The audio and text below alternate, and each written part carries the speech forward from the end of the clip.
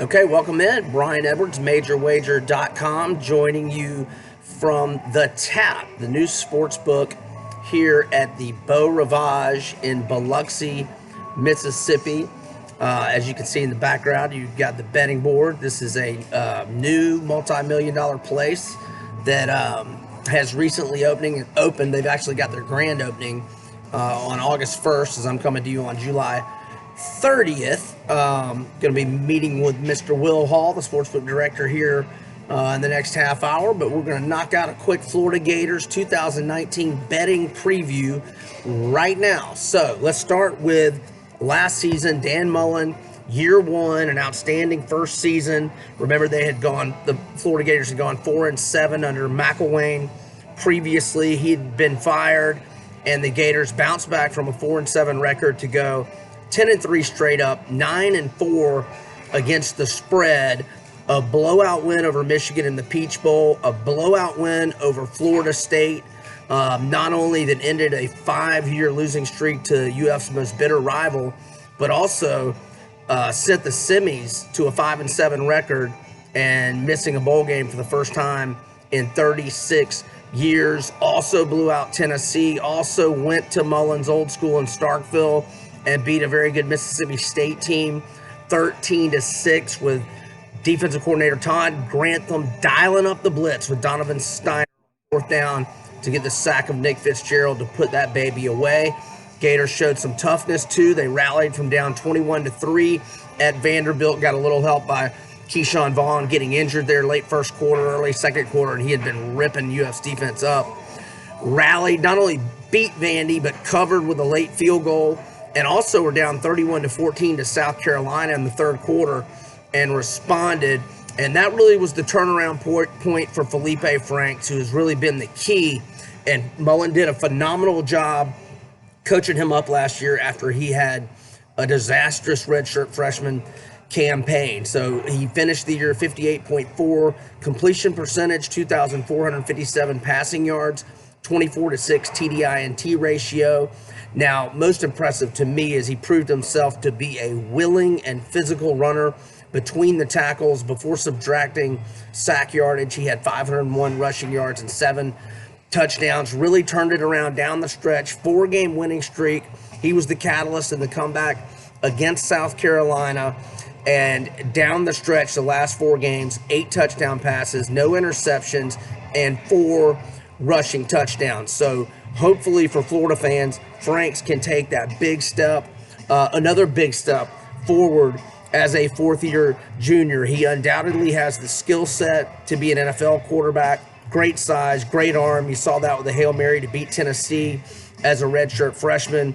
And like I said, he's a willing and physical runner between the tackles. It's all just a matter of his decision-making and what's going on between his ears. But he showed a lot of growth in that department last year. So we shall see with Franks.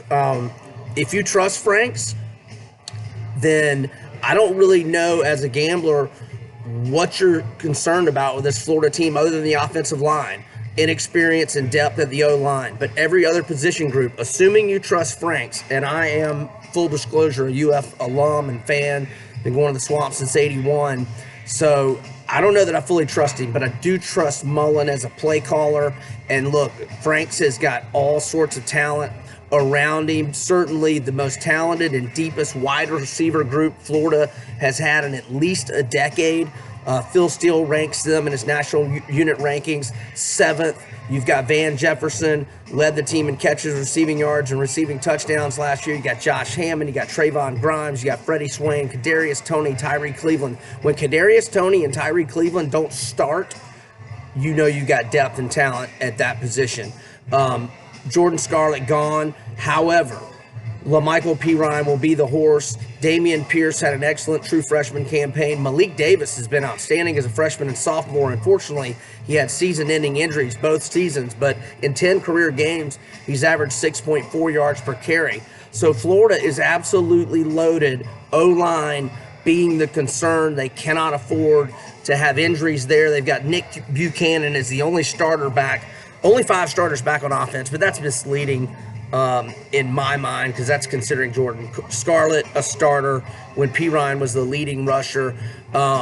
Now, offensive guard Brett Hedgie started a lot of games, 8 to be exact, in 2017, but he had a season-ending injury in 17, wasn't totally healthy last year, never got his starting job back. So the concern for Florida is O-line. Let's go over to the defense, which should be very salty. Todd Grantham turned down an offer for the same gig with the Cincinnati Bungles. He stays at UF.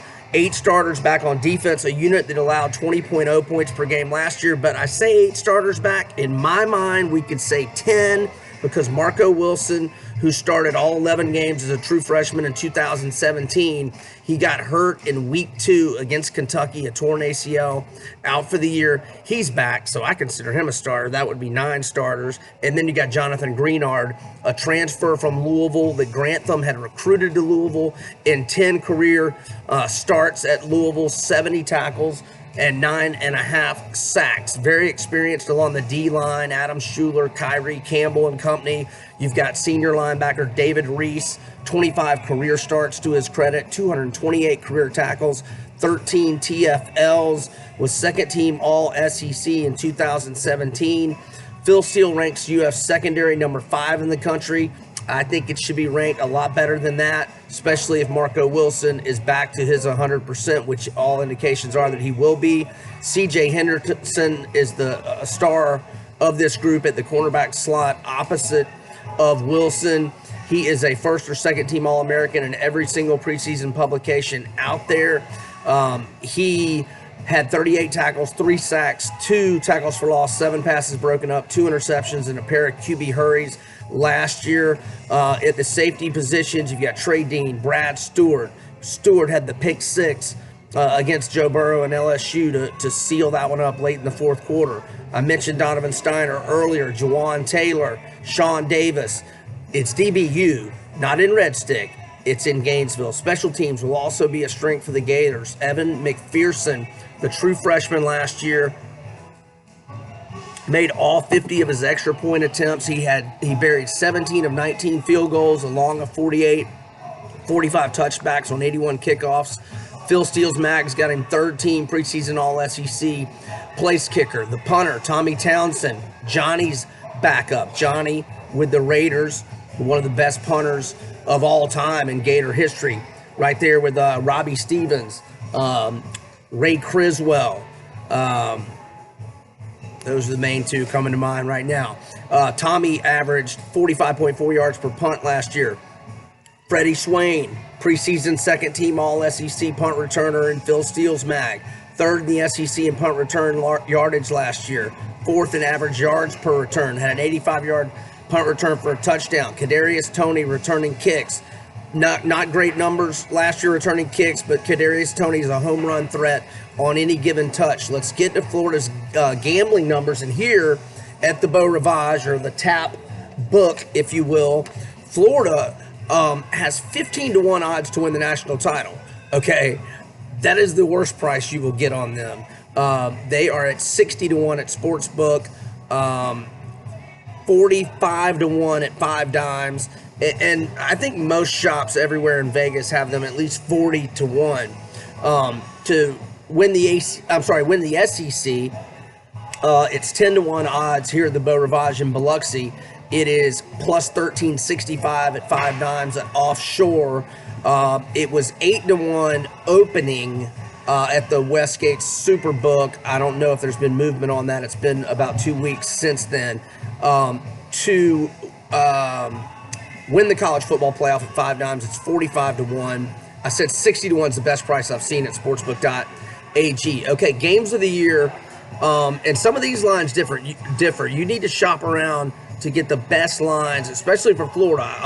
And I'll point out some differences here from other books. But going off of Sportsbook, their games of the year, Florida -9 at Kentucky in week 3, -16.5 point home favorite to Tennessee, 3-point home favorite to Auburn, 7-point dog at LSU, 7.5 point dog to Georgia and Jacksonville, 10.5 point favorite at home versus FSU. Now, 5 Dimes has got games of the year lines for the Gators that are much different.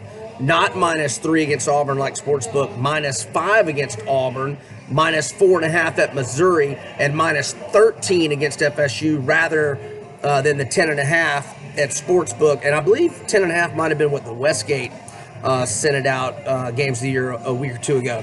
All right, here at the Beau for the Miami game, August 24th, Florida minus 7. That's pretty much the same line everywhere.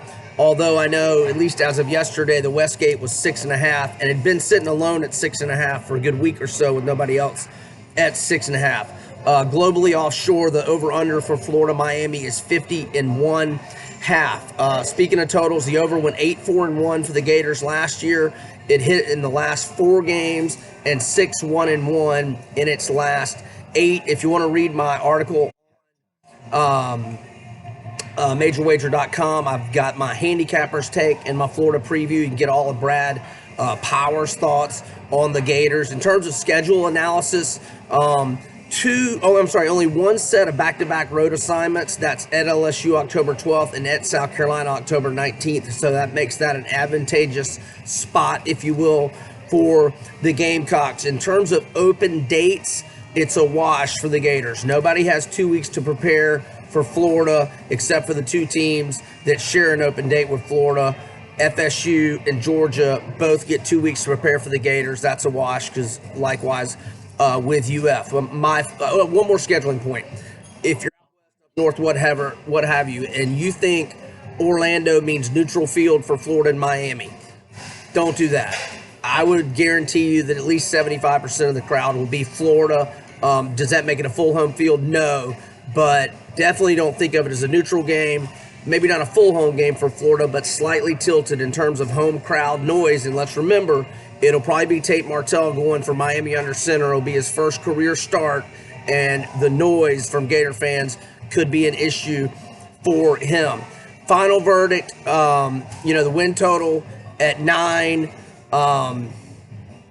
Most have it shaded to the under. Here at the Beau, they have it shaded under minus 140.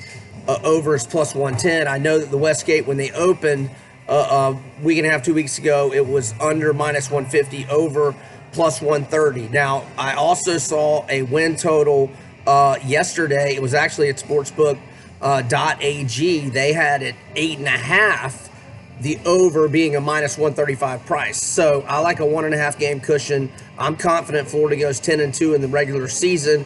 The only games they'll be underdogs are at LSU and the Georgia game, as I mentioned, games of the year wise.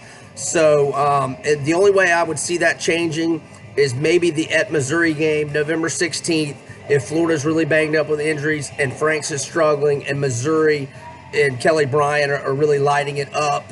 And remember, if they don't get the bowl ban reversed, that'll be Missouri's next to last game. So obviously they will be fired up for those last few games if they're not able to get a bowl. But I'm told they have a lot of optimism getting that bowl ban, an SEC championship game ban as well, getting that changed on appeal. So when I first looked at Florida's schedule, I marked 8 wins and 4 swing games. 4 swing games being at LSU and Georgia, and then at South Carolina and at Missouri. Upon further thought, I think that Auburn is more of a swing game than at South Carolina and at Missouri.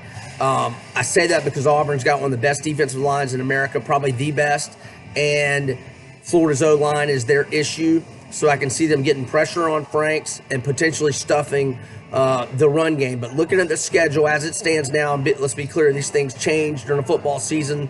Life happens during a 4 or 5 month football season. Injuries, suspensions, hurt feelings, whatever. Chemistry changes, roster personnel changes. But as it stands now, Florida would be a double-digit favorite in 5 games, a single-digit favorite in 5 games, and an underdog in 2 games. So, I would think,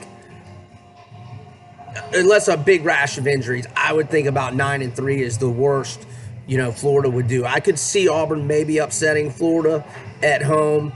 But look, Florida could win at LSU. They could win against Georgia. Then again, they could lose at South Carolina, at Missouri. So, there's a lot of variables that go into a season-long win total bet.